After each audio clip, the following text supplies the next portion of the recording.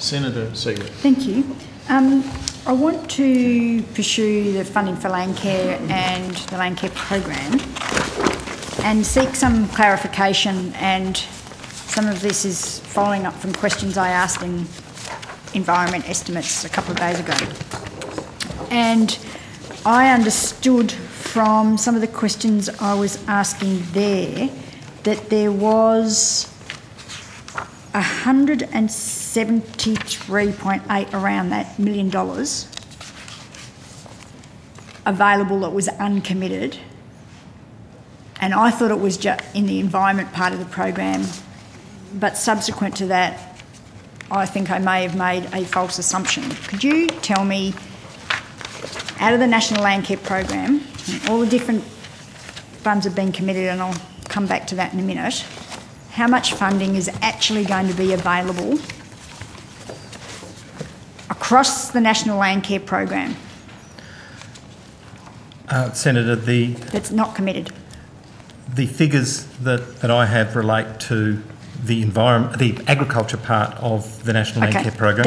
I did hear what your discussion with our colleagues from Environment the other day, and I think they did say 173 too. Something may have changed subsequent to that. Yep. In terms of agriculture funds, we have all money is currently either allocated or committed and contracted, and of the money that's above that, beyond uncommitted by contract, there's $100 million that is allocated but not contracted. Okay, so you've allocated to programs. They're allocated to programs that have been publicly announced. They're things like eradication of invasive weeds and pests, which is a Commonwealth State agreement. They're the fisheries election commitments for marine biosecurity, a range of ocean watch funding, and the regions like New South Wales that didn't have funding beyond June this year. Okay. So, in summary, the full we treat those as effectively committed funds, but they're just not contracted yet. Okay. So, just to get it clear, did you just say there is no, all of your funds under the agriculture part of the National Landcare program are now either committed or already contracted? They're either contracted or committed to activities that are extremely difficult not to proceed with. So they're effectively I'm not committed. Advocating that you do, I just want to make sure that's on the record. So does that mean that there is no more funding, is that for the 14-15 financial year? That's for 14-15, 15-16 and 16-17 and 17-18, for the 4 out years. So there's, I may be misinterpreting this. Are you saying there's no money for any other Landcare grants? There is no money for activities beyond those which are already contracted or committed. For Landcare? For Landcare. So that money that we were talking about in environment, I didn't misunderstand it. It is the 173 point, I think it was 0.8, but I'll need to go and check, was for the environment side of the National Landcare program? My understanding is that's the statement they made the other day. That's money that I think they said it was money that was uncommitted. Yes, they did, yes. Yep. So there is no money for Landcare groups to apply for to carry out Landcare works? That's correct, Senator. None. In terms of new money, there's some of the money, the majority, a large portion of the money is in things like regional delivery, and there is those programs that you spoke to the Environment Department about, 20 million trees and Green Army. Landcare groups will be able to apply for those because while we've committed a certain amount of money to the regions and money has been allocated for those things, it hasn't been actually contracted because they work through grants rounds themselves. I understand that we traversed the Green Army thing the other day, although I may have a few questions for you there.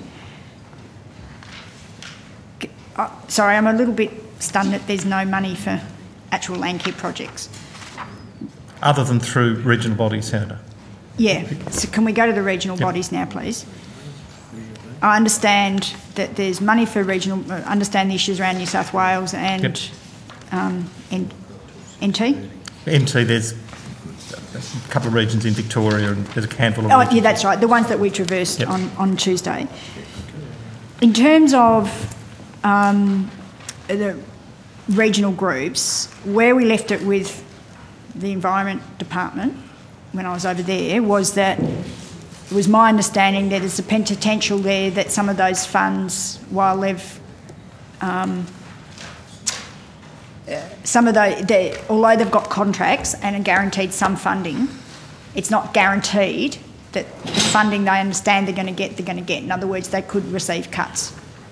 I presume that's always the case. The point I'd be trying to make, though, is the regional bodies are contracted to deliver against a range of outcomes, and in the sustainable agriculture space, they're things like change practices to reduce soil acidity, improve ground cover.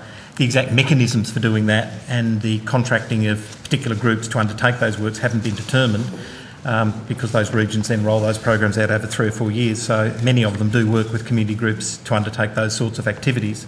So in those regions where they work with community groups to deliver projects, community groups would still be undertaking those sorts of activities through the regional body. Okay. So in terms of the funding, the funding that regional groups have got, are you saying some of the funding they've got is beyond their base rate of operation funding? Their base rate of operational funding, they receive a core to do their administration, but there's a base rate that includes delivering on a range of outcomes relating to the environment or sustainable agriculture. And under that, we're dealing with large projects and large contracts. We're not down to the level of specifying which community group they work with or which industry group they work with or what field day they have. They do a range of things within that. They have the scope to vary those activities. But it's fair to say, is it not, that in the past Landcare groups have also had separate stream of funding where they could access sustainable agriculture funding for Landcare projects? They didn't just rely on the regional groups. That's correct, Senator. In the past there was small grants rounds that they would apply for separately. There's none now? There is no funding available for those activities in the current budget. Thank you. In terms of the regional groups, now I understand that they've signed the contract that was signed last year. We went through that the other day. In terms of where potential funding could come and the way, cuts could come, but also the way you have worked out the funds that are committed, is that based on the indicative allocation? Now, my understanding is there's a process where in the last 3 years, I think it is, there's indicative funding of about 80% of the funding that they've currently got. Which figure is it based on? The figure that we've indicated is committed and contracted is for the full amount of money this year, and the amount in the 3 out years is the 80% figure. So in those years, it's 20% less than the amount they've got now. So then they know now that they won't be getting any more. That's what's in the forward estimates, yes, Senator. It's the 80% on the last 3 years. Yes. In terms, and are they aware of that? Have they been made aware of that? My understanding is yes, they've been made aware of it. They were made aware of it straight after the budget. Okay. I think perhaps it may not have sunk in for some of the groups. In terms of the any potential further cuts, the 80% is what's in the contracts, is that correct? Yes, that's in their contract. Okay, so when I was talking to Environment on Tuesday and they were saying that there's potential that there'll be cuts, further cuts to the regional groups, that's the 20%, or is there consideration of further cuts down the track? I can't comment on what Environment meant by that, and I can't recall the exact detail of what they're saying. All I'm aware of is the regions have contracts for the amount of money that they were signed up for, and it includes the 20% reduction in the last 3 years. But budgets are budgets, things happen, that's all. I don't know what was in the mind of the Environment. It would have to be something to explore with them. Yeah, I'll put some questions on notice. I ran out of time there. Can I ask, therefore, I was going to be asking about what's the next Landcare grant process look like, but that is now a waste of time, really, isn't it? Because there's not going to be any. That's correct, isn't it?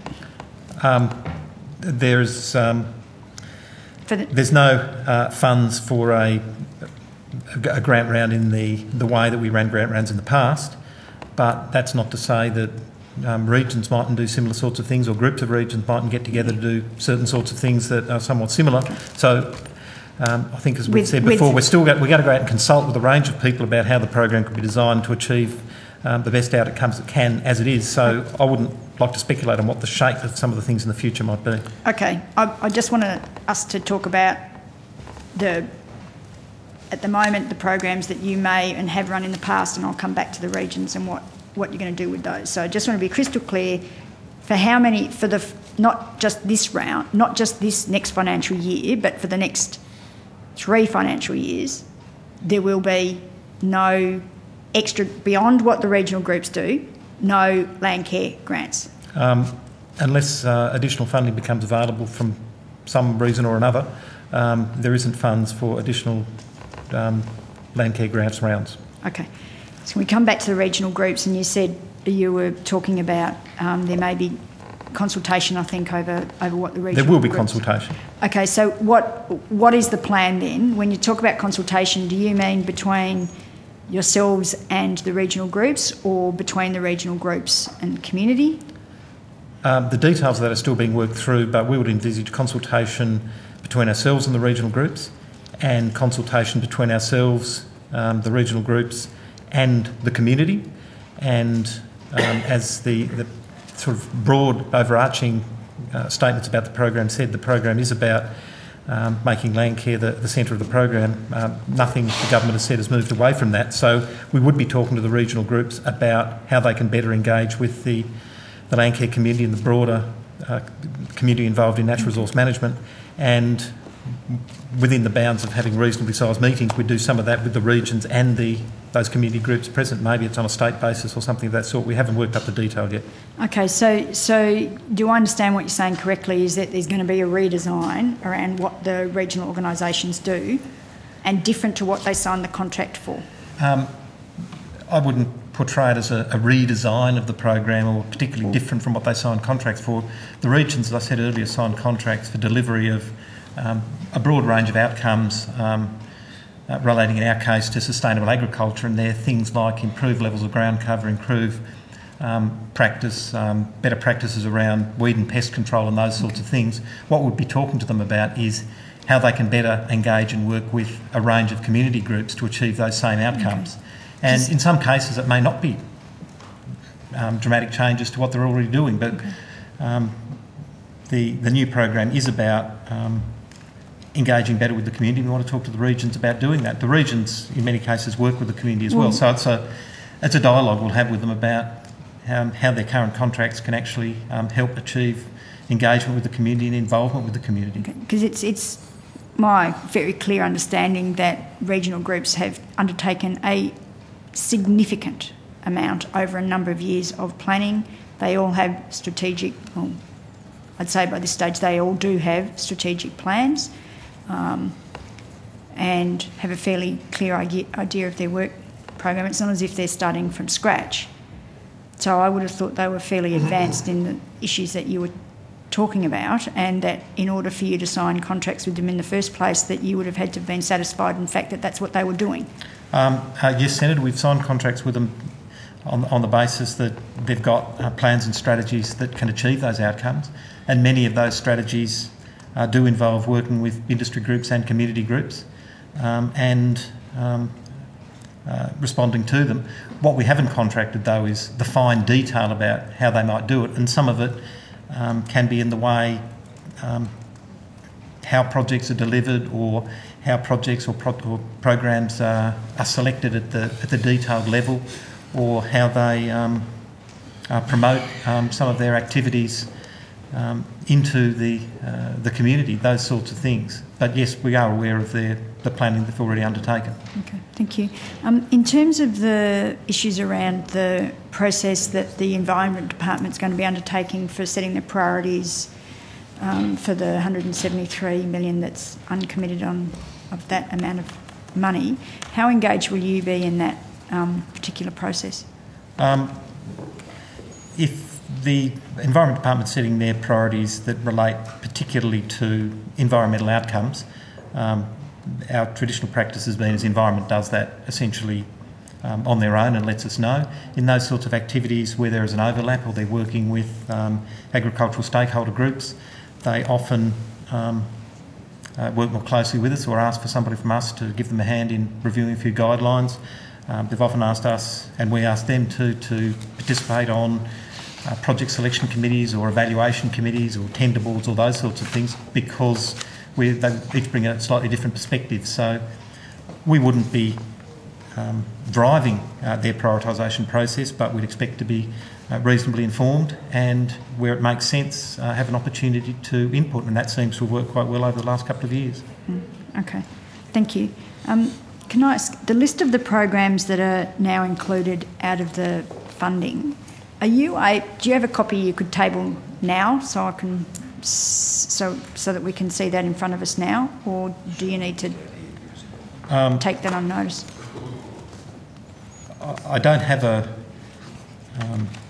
Mr Packwood might have something. I don't have a copy of the programs that are funded out of now, but I'm not sure it's all that complicated. So you were saying there's eradication of invasive weeds. Sorry, I didn't write quickly enough when you were reading them out. Really. Okay. Well, there isn't that many, so I can read them out. There's regional delivery. Yep.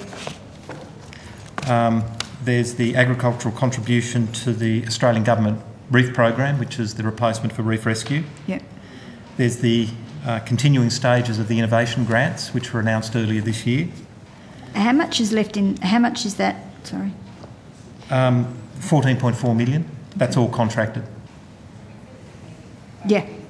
So there's no more... That's all contracted. That's there's all no contracted, more money. yep. Yes, and that's the ones... Sorry, that's not very good English. They're the grants that we were talking about earlier in the year, weren't we? Yes. Yeah. Yep. There's a program that we undertake jointly with the states on eradication of new plant and animal disease and pest incursions. Yep. That's $47 million. Yep. There's the grant to Landcare Australia Limited that we spoke about yesterday. Yep. How much is that again, sorry? 2.8 million. Yep. That's contracted. There are a range of fisheries election commitments totalling 9 million, and they're committed but not all contracted. That includes things like grants to Ocean Watch, marine biosecurity, some work with recreational fishing, surveys of the size and volume of recreational fishing. There's national surveillance of established pests, 3.6 million. Is that the one that we were talking about earlier? How much is that one, sorry? 3.6. Yep. And there is money set aside, I think you're aware, for the 15 regional NRM bodies that only had funding until a couple of weeks ago till the end of June. That's now been announced and approved and told to them. Okay, so that... how much was for regional delivery, sorry? On the agriculture side, 91.6 million. 91.6, that's from ag? That's from ag. Thank you. Could you... I've written all that down, but if you could also at some stage table that... Yes, we can do that. That'd be good, thank you. The timeline for the finalisation of the consultation process with the regional delivery, what's your expected process for that? The details of the expected process aren't settled yet, but we'd hope to have it completed by September, October of this year. And do you need to then... Is there a formal process of sign-off on that?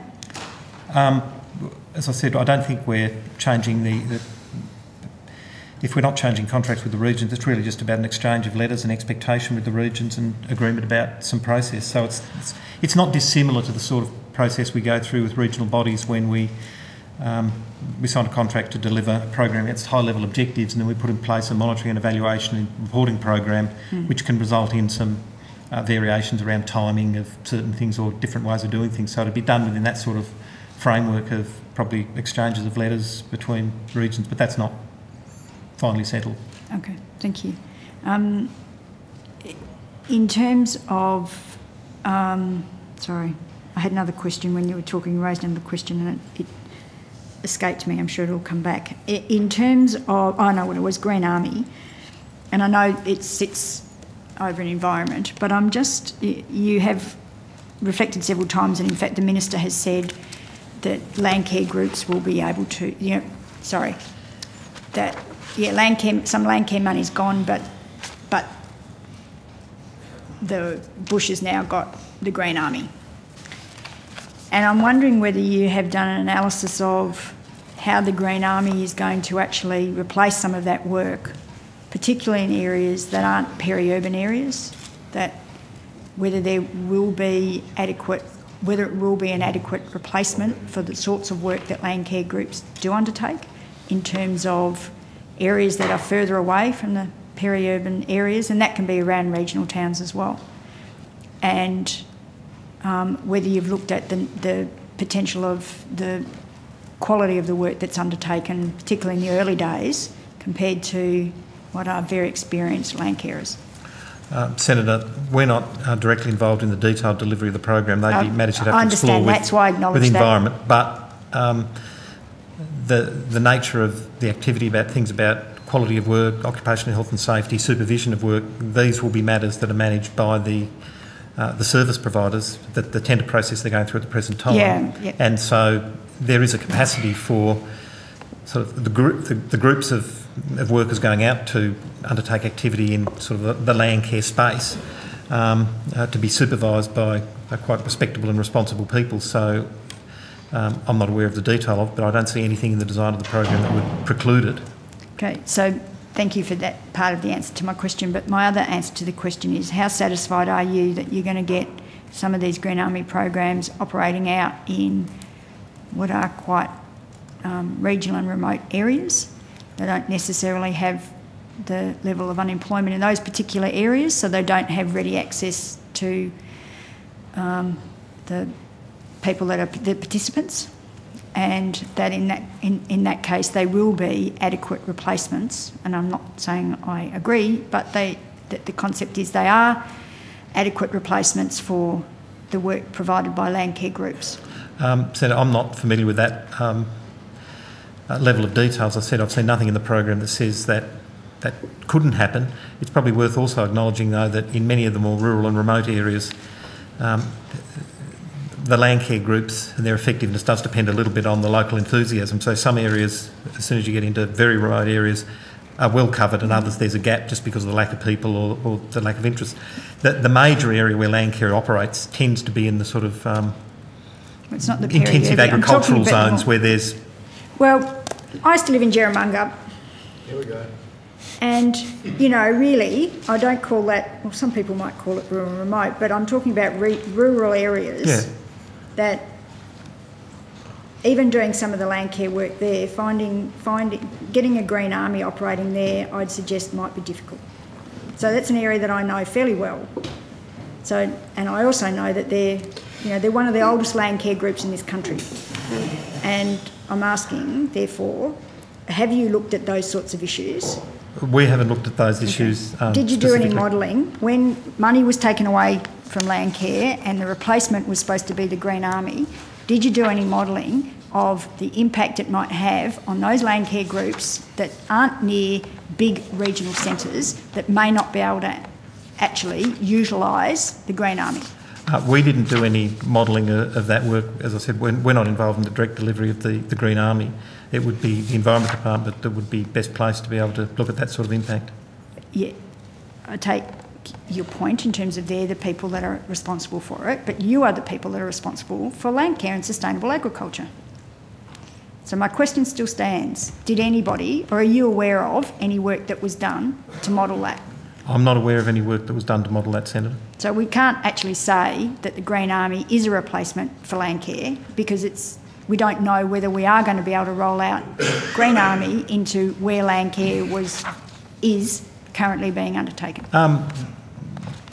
There are some areas where it may be more difficult for it to operate, but then in many other areas,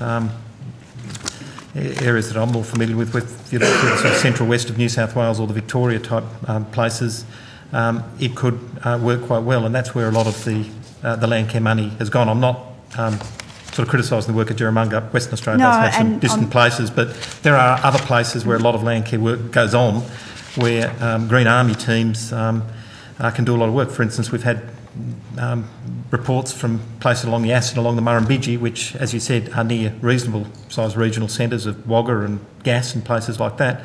They're seeing lots of opportunity for engaging Green Army teams in the work they do in riverbanks and weed and pest control and that sort of thing.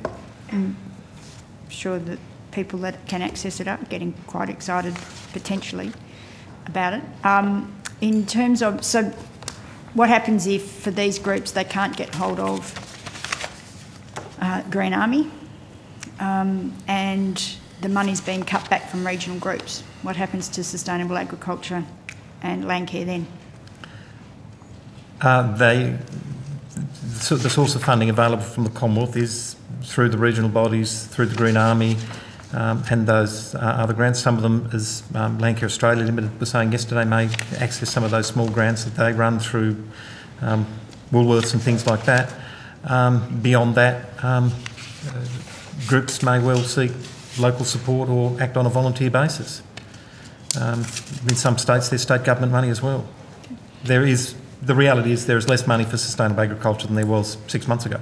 Yeah, okay, Senator, thank you. perhaps I can add to Mr Thompson's reply there. As Mr Thompson said, that there is still quite a bit of money available for those regional groups, and as he's also said that we will, as a matter of interaction with those groups, as a point of emphasis, be talking about how they can deliver the outcomes that they've contracted for, including working with community groups such as Landcare Grants. So there will be a point of emphasis for us in our discussions with them.